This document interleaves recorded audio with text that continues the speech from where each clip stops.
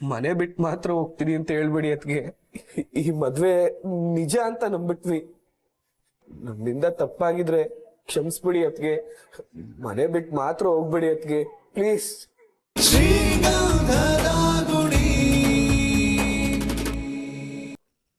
Reception ದಿನ ನಮ್ಗೆ ಯಾರಿಗೂ ಅವಮಾನ ಆಗ್ಬಾರ್ದು ಅನ್ನೋ ಒಂದೇ ಒಂದು ಕಾರಣಕ್ಕೆ ಚಂದನ ತನ್ನ ಮನಸ್ಸಲ್ಲೇ ನೋವನ್ನೆಲ್ಲ ಇಟ್ಕೊಂಡು ಸ್ಟೇಜ್ ಮೇಲೆ ಬಂದು ನಿಂತಿತ್ತು.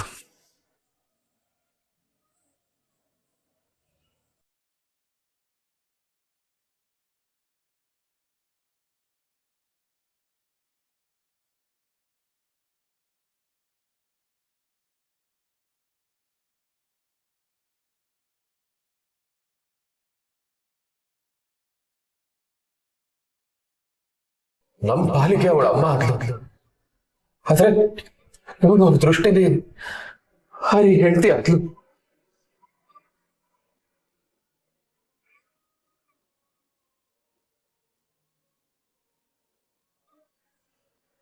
ನಾನು ಅವತ್ತೆ ಚಂದನಿಗೆ ಮಾತು ಕೊಟ್ಟೆ ಕಂಡೆ, ಇನ್ ಮುಂದೆ ಯಾವತ್ತೂ ನಿನ್ ನಿರ್ಧಾರಕ್ಕೆ ವಿರುದ್ಧವಾಗಿ ನಾನು ಹೋಗಲ್ಲ, ನಿನಗೆ ಏನ್ ಅನ್ಸುತ್ತೋ ಅದನ್ನೇ ಮಾಡಮ್ಮ ಅಂತ ಹೇಳ್ದೆ.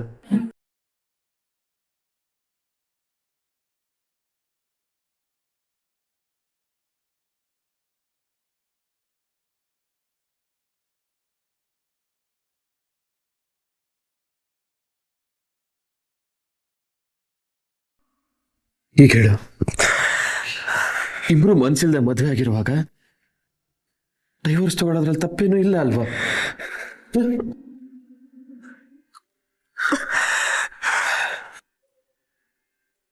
ಈ ಸತ್ಯನ ನಿಮ್ಮ ಹತ್ರ ಹೇಗೆ ಹೇಳೋದು ಅಂತ ಯೋಚಿಸಿ ಯೋಚಿಸಿ ದಿನ ಕೊರಗ್ತಾ ಇದ್ದೀನಿ ಕಣೋ. ನೀನ್ ಕೇಳ್ದಾಗಿಲ್ಲ ನಿಮ್ಗೆಲ್ಲಿ ಬೇಜಾರಾಗ್ಬಿಡುತ್ತೋ ಅಂತ ಸತ್ಯನ ಎದಲೇ ಇಟ್ಕೋತಾ ಇದ್ದೆ.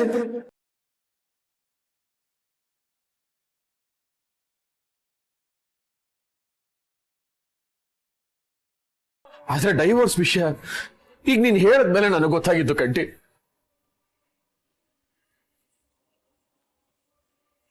ಇಲ್ಲಿ ನಡ್ತಿರೋ ಎಲ್ಲ ಸಮಸ್ಯೆಗೂ ನಾನೇ ಕಾರಣ. ಪೊಲೀಸ್ ಸ್ಟೇಷನ್ ಅಲ್ಲಿ ಮದ್ವೆ ಆದಾಗ ಅದು ರಿಜಿಸ್ಟರ್ ಆಗತ್ತೆ ಅಂತ ನಂಗೆ ಗೊತ್ತಿರ್ಲಿಲ್ಲ. ಎಲ್ಲ ಮುಗಿದ್ಮೇಲೆ ಇಲ್ಲಿಂದ ಹೋಗ್ಬಿಡೋಣ ಅಂತಾನೆ ಇದ್ದೆ. ಮ್ಯಾರೇಜ್ ಸರ್ಟಿಫಿಕೇಟ್ ಬಂದ್ಮೇಲೆ ರಿಜಿಸ್ಟರ್ ಬಗ್ಗೆ ನಂಗೆ ಗೊತ್ತಾಗಿತ್ತು.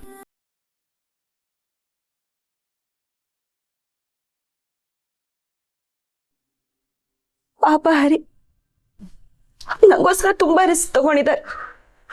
ಅವ್ರಿಗೆ ಮುಂದೆ ಲೈಫಲ್ಲಿ ಎಲ್ಲ ಒಳ್ಳೇದೇ ಆಗ್ಬೇಕು. ಅವರು ಒಂದ್ ಮದ್ವೆ ಆಗಿ ಯಾವಾಗ್ಲೂ ಸಂತೋಷವಾಗಿರ್ಬೇಕು. ನಮ್ ಫೇಕ್ ಮ್ಯಾರೇಜ್ ಇಂದ ಅವ್ರಿಗೆ ಯಾವ ತೊಂದ್ರೆನೂ ಆಗ್ಬಾರ್ದು. ಇದೆಲ್ಲ ನಾನು ತಲೆಯಲ್ಲಿ ಇಟ್ಕೊಂಡೆ ನಂಗೆ ಡಿವೋರ್ಸ್ ಬೇಕು ಅಂತ ಕೇಳಿದ್ದೆ.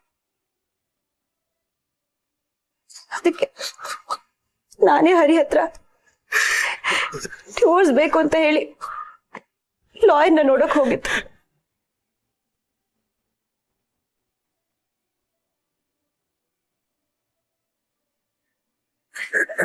ನೀವೆಲ್ಲ ನಮ್ಮಿಬ್ರದ್ದು ಏನ್ ಸಮಸ್ಯೆ ಅಂತ ಕೇಳಿದಾಗ ನಾವ್ ನಿಜ ಹೇಳೋ ಪರಿಸ್ಥಿತಿಲಿ ಇರ್ಲಿಲ್ಲ. ದಯವಿಟ್ಟು ನನ್ನ ಕ್ಷಮಿಸ್ಬಿಡ್ಬೇಡಿ.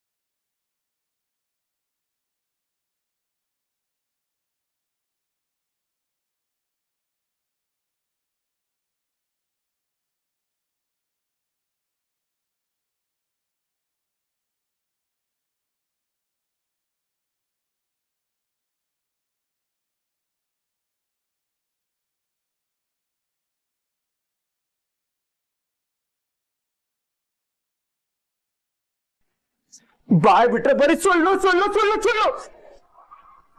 ನಮ್ಮ ಹತ್ರ ಏನೇನೋ ಕತೆ ಹೇಳಿದ್ಯಲ್ಲೋ. ನಮ್ಮೆಲ್ರನ್ನು ಸರಿಯಾಗಿ ಹಮಾರ್ಸ್ಬಿಟ್ಟೆ ಅಲ್ಲ. ಹೇಳು, ಇನ್ನು ಏನೇನ್ ಸುಳ್ಳು ಹೇಳಿ ನಮ್ಮೆಲ್ರನ್ನು ಮುಟ್ಟಾಡ್ರಂಗ್ ಮಾಡ್ಬೇಕಂತಿದ್ಯಾ? ಹೇಳು. ಏನೋ ಯಾವಾಗ ನೋಡಿದ್ರು ಸುಳ್ಳು ಹೇಳ್ದೆ ಸುಳ್ಳು ಹೇಳ್ದೆ ಸುಳ್ಳು ಹೇಳ್ದೆ ಅಂತ ಫೈರಿಂಗ್ ಮಾಡ್ತಿರ್ತೀರಲ್ಲ. ಎಲ್ಲೋ ತರ ನಾವು ಹೋಗಿದ್ರೆ ನಾನು ಯಾಕೋ ಸುಳ್ಳು ಹೇಳ್ತಿದ್ದೆ? ಜನಕ್ಕೆ ನಾವ್ ಹೇಗಿದ್ದೀವಿ ಅನ್ನೋದು ಮುಖ್ಯ ಅಲ್ಲ, ನಾವ್ ಹೇಗ್ ಕಾಣ್ತಿದೀವಿ ಅನ್ನೋದೇ ಮುಖ್ಯ. 4 ಗೋಡೆ ಮಧ್ಯೆ ನೋಡ್ಕೋಬೇಕಾಗಿರೋ ಗಾಯನ 4 ಜನರು ಮುಂದೆ ತೋರಿಸಿದ್ರೆ ಯಾರು ಬಂದ್ ಕಣ್ಣೀರ್ ಹಾಕಲ್ಲ, ಉಪ್ಪೆ ಹಾಕೋದು. ಯಾರೋ ಬಿಟ್ಟಾಕೋ, ಯಾವತ್ತಾದ್ರೂ ಒಂದಿನ ಹೊರಗಿನ ಜನರ ಹತ್ರ ಈ ಮನೆ ಬಗ್ಗೆ ಸಂತೋಷದಿಂದ ಹೇಳ್ಕೊಂಡಿದ್ಯಾ ನೀನು? ಹೇಳೋ.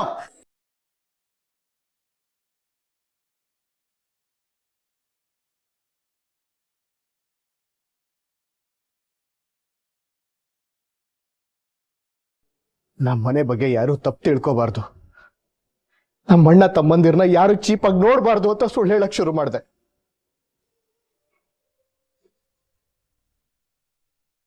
ಮದುವೆ ವಿಚಾರದಲ್ಲೂ ಅಷ್ಟೇ ನಾನು ಸುಳ್ಳು ಹೇಳ್ದೆ. ಯಾಕೆ? ನೀವೆಲ್ಲ ಸೇರ್ಕೊಂಡು ಅರೇಂಜ್ ಮಾಡಿರೋ ರಿಸೆಪ್ಷನ್ ಅಲ್ಲಿ ಬಂದು ನಾನು ಇದು ಫೇಕ್ ಮ್ಯಾರೇಜು, ನಾವಿಬ್ರು ಗಂಡ ಹೆಂಡತಿ ಅಲ್ಲ ಅಂತ ಹೇಳ್ಬೇಕಿತ್ತ? ಹೇಗೋ ಬಂದಿರೋ ಜನರ ಮುಂದೆ ನಿಮ್ ಮನ್ಸಿಗೆ ನಾನು ಬೇಜಾರು ಮಾಡ್ಲಿ? ಒಂದಲ್ಲ ಒಂದಿನ ಎಲ್ರಿಗೂ ಸತ್ಯ ಗೊತ್ತಾಗುತ್ತೆ ಅಂತ ನನಗೂ ಗೊತ್ತಿತ್ತು. ಅಂದ್ರೆ ಅಲ್ಲಿವರೆಗೂ ಎಲ್ರು ಸಂತೋಷವಾಗಿರ್ಲಿ ಅಂತ ನಾವು ನಮ್ಮ ಮನ್ಸಲ್ಲಿ ಅನುಭವಿಸ್ತಾ ಇದ್ದೆ. ಆ ತಪ್ಪ ನನ್ಗಿವಾಗ ಗೊತ್ತಾಯ್ತು. ನೀವೆಲ್ರು ನನ್ನನ್ನ ಎಷ್ಟು ಅರ್ಥ ಮಾಡ್ಕೊಂಡಿದೀರ ಅಂತ ನನ್ಗೆ ಇವಾಗ ಚೆನ್ನಾಗಿ ಗೊತ್ತಾಯ್ತು.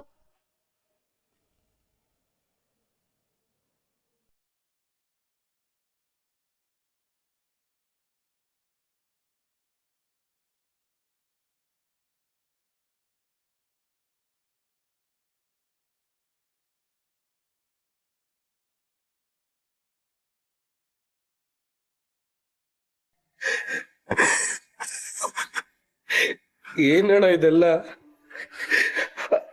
ಅದಕ್ಕೆ ನಮ್ಮನ್ನೆಲ್ಲ ಬಿಟ್ಟು ಹೋಗ್ತಾರ ಅಣ್ಣ?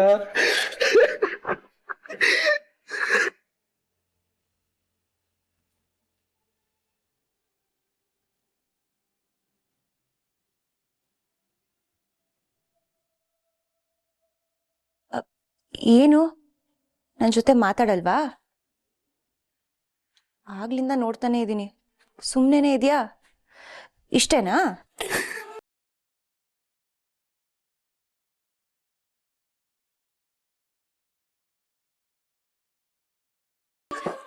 ಮೈ ಯಾಕೆ ಅಳ್ತಾ ಇದೆಯಾ?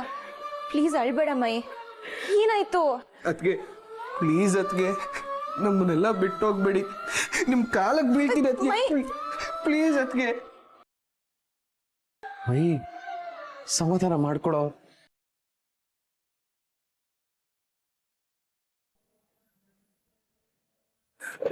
ಅದ್ಗೆ ನಿಮ್ಮನ್ ತುಂಬಾ ಹಚ್ಕೊ ಹುಟ್ಟಿದೀವಿ, ನೀವ್ ಮನೆ ಬಿಟ್ಟೋದ್ರೆ ಏನ್ ಮಾಡ್ಬೇಕು ಗೊತ್ತಿಲ್ಲ, ತುಂಬಾ ಕಷ್ಟ ಆಗುತ್ತೆ ಅದ್ಗೆ.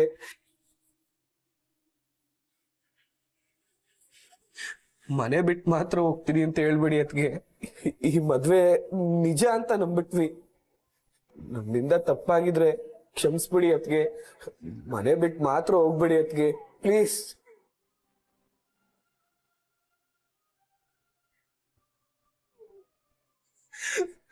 ಅಣ್ಣ ನೀನಾದ್ರೂ ಹೇಳೋಣ ಮನೆ ಬಿಟ್ಟು ಹೋಗ್ಬೇಡ ಅಂತ, ಇನ್ಮೇಲೆ ನೀನ್ ಯಾವತ್ತೂ ಸುಳ್ಳು ಹೇಳಲ್ಲ ಅಂತ ಹೇಳೋಣ. ಏಯ್ ಮೈ, ಹಾಗೆಲ್ಲ ಮಾತಾಡ, ಅವ್ರಿಗೆ ಸಂಕಟ ಆಗುತ್ತೆ ಕಣ.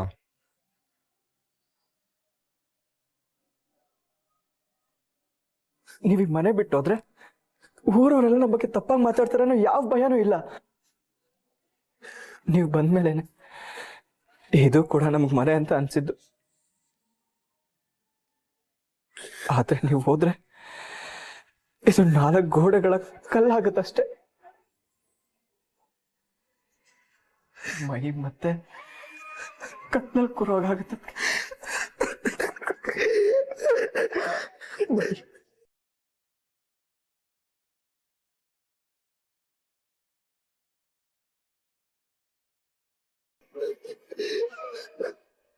ಪ್ಲೀಸ್ ಎಲ್ರು ಮೊದಲು ಅಳೋದ್ ನಿಲ್ಸಿ.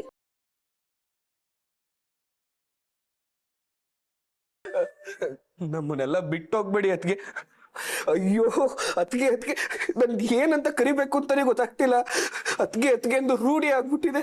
ಅಯ್ಯೋ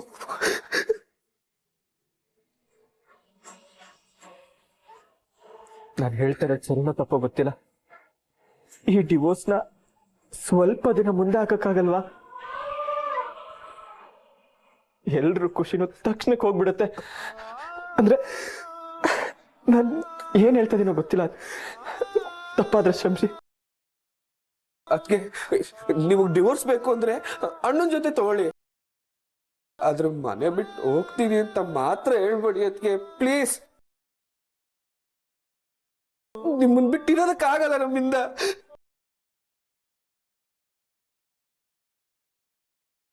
ಮಹಿ, ನೀನ್ ಹೇಳ್ಬೇಡ, ಸುಮ್ಮನೆ ಇರೋ.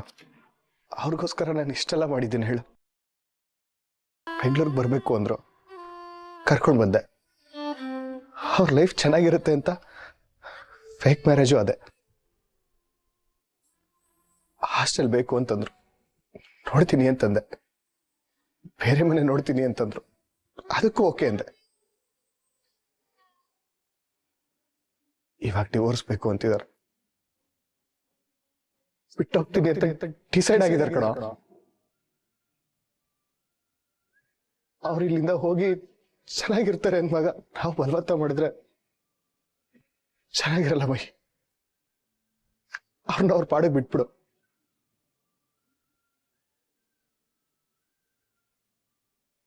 ಏಯ್, ಎಲ್ರು ಸುಮ್ಮನಿರ್ರು. ನೀವೆಲ್ರು ಈಗ ಹೇಳ್ತಾ ಇದ್ರೆ ಅವಳಿಗೆ ಸಂಕಟ ಆಗಲ್ವಾ?